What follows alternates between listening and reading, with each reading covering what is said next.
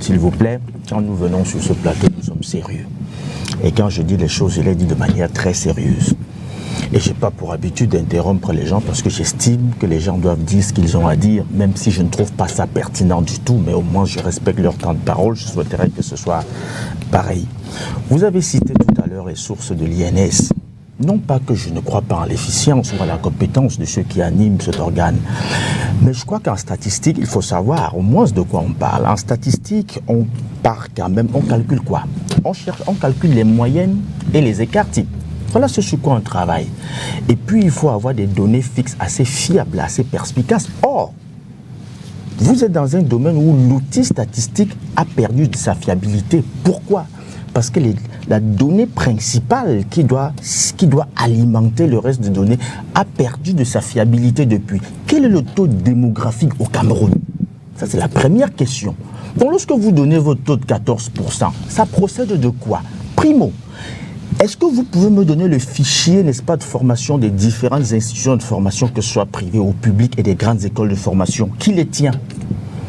Est-ce qu'aujourd'hui, c'est-à-dire que je prends deux institutions comme ça, je ne parle pas des universités, ça ne m'intéresse pas, je parle des grandes écoles professionnelles, que ce soit l'école des travaux publics, que ce soit Polytechnique, est-ce que vous pouvez aujourd'hui taper et me donner le fichier, n'est-ce pas, le flux de formation chaque année et dire également quel est le taux qui a pu être occupé ça et là, que ce soit, oui, le taux d'absorption de ces formations. Je veux dire, il faut qu'on soit sérieux. Ne m'amenez pas dans des débats de chiffonniers. Ça ne me concerne pas ça. Je n'aime pas ce genre de débat. Mais lorsque je vous dis des choses, prenez ça comme ça.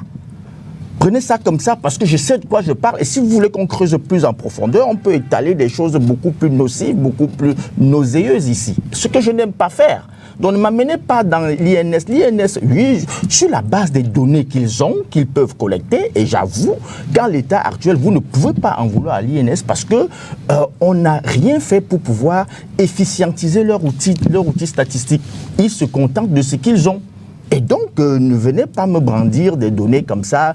J'entends même quelqu'un dire que vous confondez les notions. Vous, qui est mieux placé ici pour me parler des notions économiques? Qui va me parler des notions économiques ici? Donc, vraiment, soyons un peu sérieux lorsqu'on dit des choses. Je voudrais faire quand même cette remarque-là et dire que quand je viens sur un plateau, je dis des choses sérieuses et de manière sérieuse. Alors, vous avez parlé de la fiscalité, oui. De la fiscalité. Alors, j'ai envie de vous dire, soyons sérieux, ça c'est quelque chose qui a été pratiqué longtemps en France, c'est-à-dire allègement fiscal contre emploi par les entreprises. Mais de quelle entreprise est-ce qu'on parle? Quel est le niveau de compétitivité de nos entreprises aujourd'hui au Cameroun? Est-ce que vous pouvez parler de ça? Parce que lorsque vous croisez certaines données, il faut faire très attention à la manière de les faire. C'est pour ça que je vous ai dit, moi j'aurais préféré, au lieu de voir un président à qui on fait dire des choses, j'aurais préféré voir un président qui en 2 minutes seulement rassure ses compatriotes en leur disant « Voilà ce que je compte faire, voilà ce que j'ai compris de vos frustrations ». On parle quand même des jeunes qui pendant longtemps ont expérimenté quoi? L'arrogance, l'indifférence, l'insolence de ceux qui les gouvernent. C'est ça que vous voulez corriger?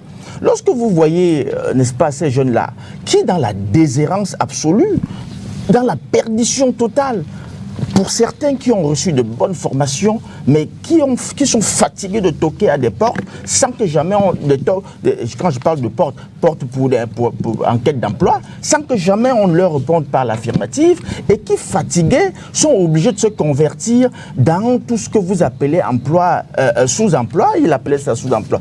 Vous avez plus de 150 000, vous appelez ça quoi? Mototaxi. Vous comptez ça dans les emplois? Parce que même lorsque vous parlez de sous-emploi ou emploi décent, vous voulez utiliser des terminologies assez rébarbatives comme ça qui n'influencent que les hommes de rue. C'est pas moi que vous allez influencer avec ce type de terminologie. Vous comptez quoi emploi? Les mototaximens? Vous comptez quoi emploi? Ceux qui font du colportage en route en vendant, je sais pas, ils tiennent en main 2 paires de chaussures ou l'autre tient en main 3 paquets de ginseng. On les voit se balader partout dans les rues. Vous voulez qu'on parle de ça? Mais respectons au moins la souffrance des gens. On sait très bien que dans ce pays, il n'y a pas eu de politique qui puisse prendre en compte cette masse de jeunes qui vraiment sont dans la précarité absolue et qui, comme je l'ai dit, dans la déshérence totale. Mais lorsque vous voulez parler, parlez avec un minimum de décence, parlez avec un minimum de respect pour ces jeunes-là. Vraiment, moi, c'est la moindre des choses qu'on puisse faire. Lorsque vous parlez de l'allègement fiscal contre emploi, d'abord la première chose que je dois vous dire, est-ce que vous savez que le Cameroun a au moins perdu sa souveraineté depuis 2017 sur la gestion de sa fiscalité? Vous le savez au moins, nous sommes sous un programme d'ajustement budgétaire depuis 2017. Et le ministre des Finances, depuis longtemps, est à Washington pour négocier parce qu'on veut basculer en programme d'ajustement structurel. Qu'est-ce que le FMI doit nous imposer? Le premier programme était triennal, 2017-2020. On n'a pas réussi à opérer des réformes structurelles pour pouvoir, n'est-ce pas, équilibrer notre budget et dégager une quotité nécessaire et respecter nos engagements normalement. On a reconduit le programme 2020-2023 à cause du Covid, 2024. Nous y sommes toujours. 2025, nous y sommes toujours. Ça veut dire qu'en temps normal, on doit rentrer dans un programme d'ajustement structurel avec tout ce que cela comporte comme plan d'austérité, plans sociaux et autres. Voilà là où nous en sommes. Et aujourd'hui, je ne sais pas si vous avez très bien compris que le Cameroun vit substantiellement de la fiscalité en termes de budget. Alors, quand vous enlevez la douane, qui fait à peu près 1400 milliards, 1500 milliards, il vous reste quoi pour constituer l'essentiel, la substance de votre budget? Alors si aujourd'hui, permettez-moi s'il vous plaît, si aujourd'hui vous commencez à dire vous allez faire des allègements fiscaux, quel est le calcul que vous avez fait? Parce que des notions que nous importons comme ça de manière un peu avec des involtures sans avoir fait une étude réelle. Aujourd'hui, quel est le taux de fiscalité que vous allez accorder et pour quel retour en termes d'emploi? Il y a un calcul qu'il faut faire, il y a des secteurs qu'il faut cibler. Ça ne se dit pas comme ça. Il faut cibler certains secteurs et savoir que nous avons de la formation, nous avons de la ressource humaine abondante et efficace dans ces secteurs qui peut, si elle est employée, apporter, n'est-ce pas, contribuer à relever, n'est-ce pas? Il faut d'abord faire ces calculs. Ce n'est pas de l'emploi, ce n'est pas parce que vous avez permis d'employer un assistant de direction que vous allez le rendre productif. Il faut faire un calcul dans le secteur productif parce qu'il faudrait que cet emploi également, n'est-ce pas, soit rentabilisé. On ne veut pas employer des gens, c'est l'erreur que nous avons faite avec le secteur public où nous avons aujourd'hui près de 500 000 personnes qu'on emploie, n'est-ce pas, que l'État emploie, mais avec une administration qui est obèse, budgétivore, inopérante et inefficiente.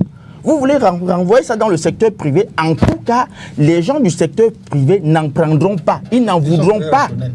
Parce qu'il y a un tel niveau de rationalité et un tel niveau, n'est-ce pas, de réflexion cartésienne dans le secteur privé qu'on n'emploie pas quelqu'un, on ne pourrait pas prendre le risque de... Parce qu'il faut savoir, le salaire relève de ce qu'on appelle les charges incompressibles. Parce que ça revient toujours et toujours. Si vous employez quelqu'un, c'est pour tous les 30 jours, c'est pour payer. Ce n'est pas que vous allez employer quelqu'un, dégager un budget de 500 000 et puis basta, c'est fini, vous n'allez plus... Non, ça relève des charges incompressibles. Donc, il y a un tel niveau de prudence, de normes prudentielles dans le secteur privé que personne, aucun opérateur, aucun chef d'entreprise ne prendrait le risque parce que vous lui avez accordé, n'est-ce pas, un allègement fiscal, je ne sais pas, de 2 ou 3, 5%, et il va prendre le risque d'aller ramasser des gens au quartier pour dire je vous emploie. Non!